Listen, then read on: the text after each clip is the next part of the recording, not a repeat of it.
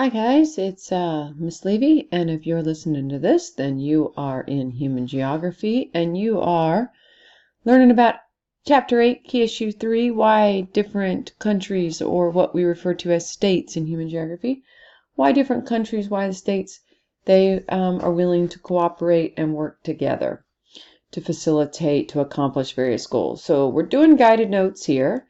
And you find these guided notes. This is what they look like. They are available to you on Google Classroom. You're going to answer these in your notebook. You're welcome to print this out and put it in your notebook, but you cannot type it.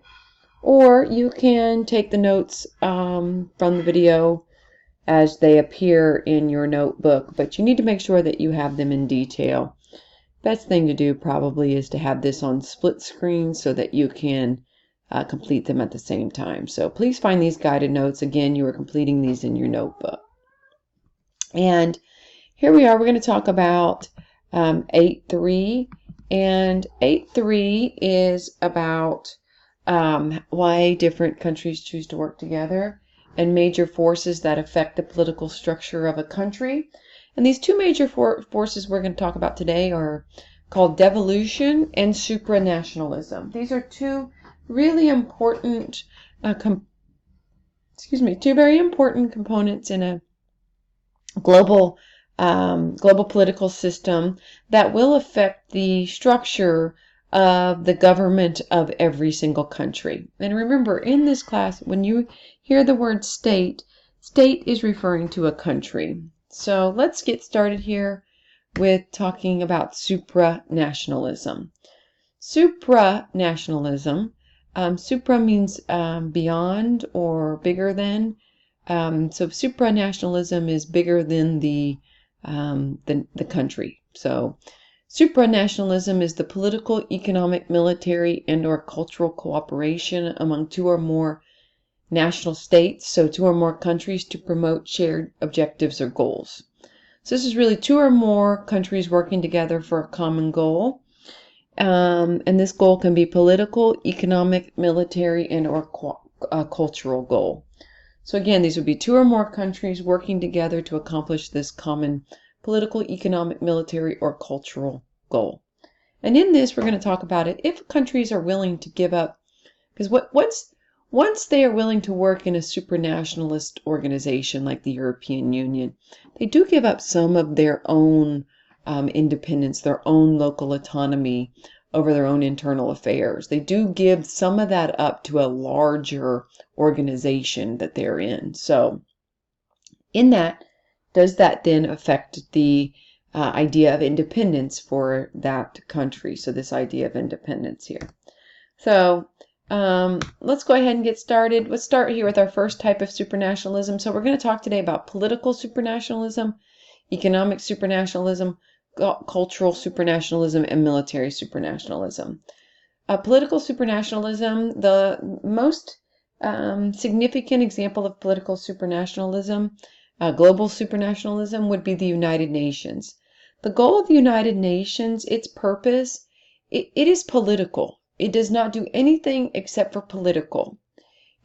Purpose is international security and cooperation. It provides a forum for discussion, an outlet for discussion to try to resolve conflicts. This was created after World War II, and this was so that rather than after World War I and then after World War II and years of fighting, that maybe countries would be willing to discuss things and work things out peacefully rather than turning to military conflict. So the effect on Europe after World War II and the rest of the world today is that war is less likely because as the countries work together to try to solve these goals, then they are less likely to have so many conflicts.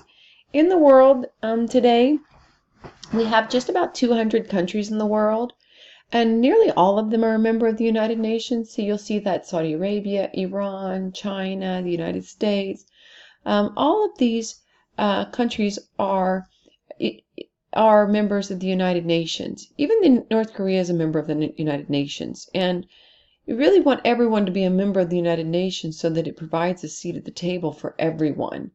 so that everyone has that forum for discussion. Taiwan is not a member of the United Nations. You can see that in 1945, there were 51 members of the United Nations, and in 2003, there are 191. And part of that is because there are more countries in the world today, like most of these countries in Africa, Central America, Caribbean, South America, all through Southwest Asia, South Asia, a lot of these in Southeast Asia. A lot of these countries really didn't come into existence until after 1950, 1945. So, and you can see even some are emerging today. Let's talk about economic supranationalism. We're going to talk about three major examples of countries. These are alliances. So really, supranationalism is a type of alliance where you have countries working together in alliances to achieve some sort of goal. And this one would be economic. So let's just promote economic goals. We're going to talk about the European Union, OPEC, which is the oil producing countries, and NAFTA. Let's start with the European Union. You can see there's the flag for the European Union. There's obviously the euros, the money for the European Union. The purpose of the European Union, again, it is economic. The European Union has no military nor political powers in Europe, but it is economic. But for countries that are going to give up this economic autonomy, like Germany giving up its economic autonomy, with that is going to come some political autonomy as well, because the political laws are going to have to go and coincide with the economic. So the purpose was to provide this larger market from individual country to European marketplace. So what was happening is we had this new group of countries called the BRICS: Brazil, Russia, India, China, and South Africa. Brazil, Russia, India, China, and South Africa.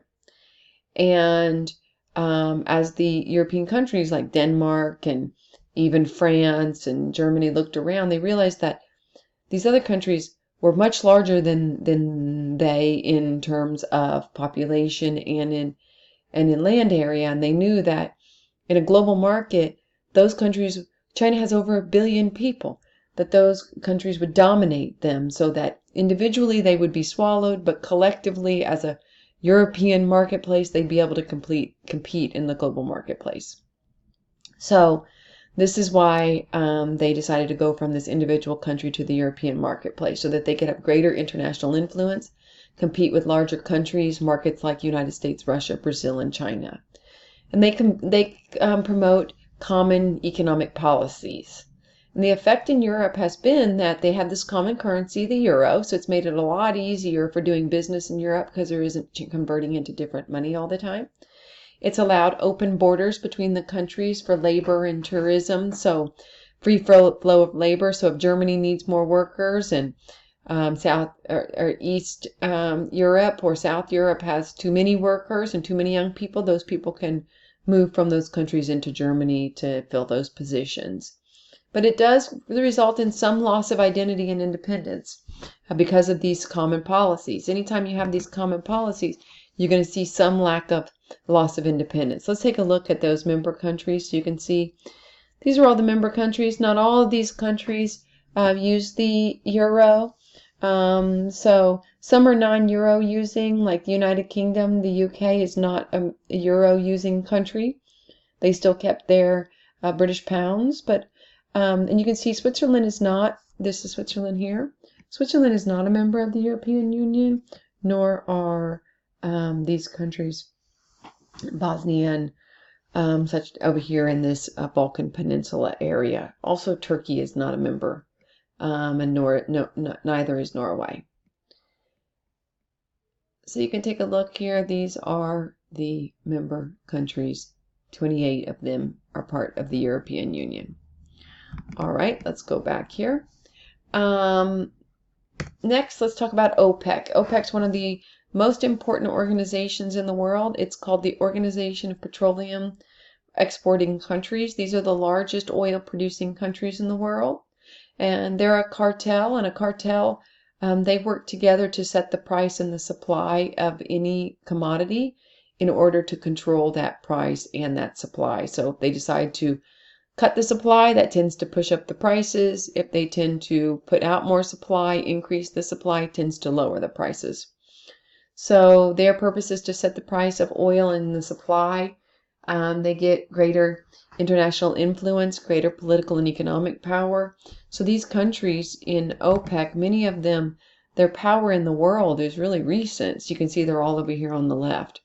So you can notice that a lot of these are very important countries in the world, from Saudi Arabia to Iran, Venezuela, Kuwait, Iraq, Algeria. United States have United Arab Emirates.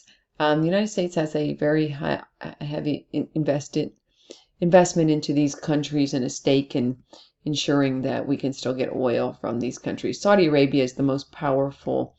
They're the most powerful component of OPEC. Saudi Arabia is. Next is NAFTA. NAFTA is the North American Free Trade Agreement. This is in negotiation now. It is between the United States, Canada, and Mexico.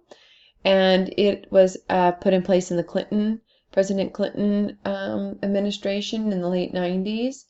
And it allowed for free trade, no tariffs, no import taxes, no barriers to investment between companies in the United States, Canada, and Mexico, as long as they were in the free trade zones so it would have been like the maquiladora areas in Mexico, which were initially within 35 miles of the United States border. There are areas in Canada that are also where companies from the United States, like Ford, but also companies from Mexico, can set up their operations, their facilities, their factories, and they can manufacture there and sell their goods there. So it allows a company like Ford to manufacture let's say their Ford F-150 in Canada and then sell that product in Canada without any import-export tariff.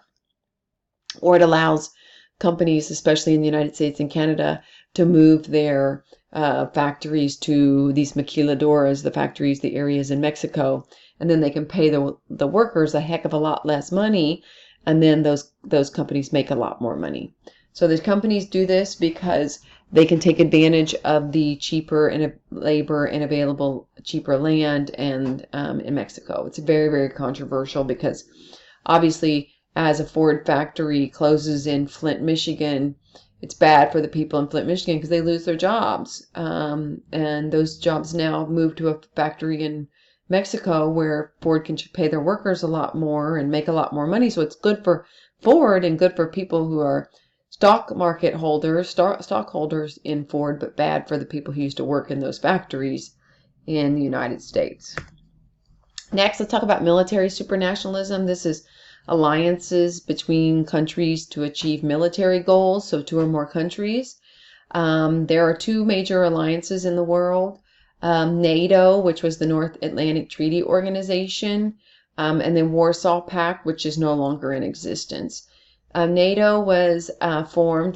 Both of these were formed after the Cold War, and this was Warsaw Pact with the USSR, which was Soviet Russia, that's United Socialist Soviet Republic, and other communist countries with their allies. They called this the Iron Curtain. So this would have been former USSR, the Soviet Union, plus their Eastern European allies, like Czechoslovakia. And then NATO was the North Atlantic countries of Western Europe, because they're on the Northern Atlantic, and then the United States and Canada. So that's the North Atlantic part of it. The purpose was to protect their member countries, just like any alliance was. So any member of their alliance was attacked, then they all would stand up for that country. They were both created after World War II. With this idea of the West versus the East, or the United States and Western Europe versus the East, which was the Soviet Union and Eastern European countries. The Warsaw Pact is gone. It fell apart when the Soviet Union fell apart, but NATO is still active today. And the effect is that war is less likely because countries are much more cautious to get involved in a war with a country, knowing that that country was involved with a lot of different alliances. Next, please add this one to your worksheet, to your guided notes. It's not in the guided notes, but I want you to do this one. It's called cultural supranationalism, and this is to promote similar cultures that promote their shared goals and resolve disputes. You have examples like the African Union and the Arab League. The African Union are the countries in Africa. The Arab League are the Muslim countries in North Africa and Southwest Asia. And the effect is they're working towards resolving regional conflicts and promoting economic growth. Please see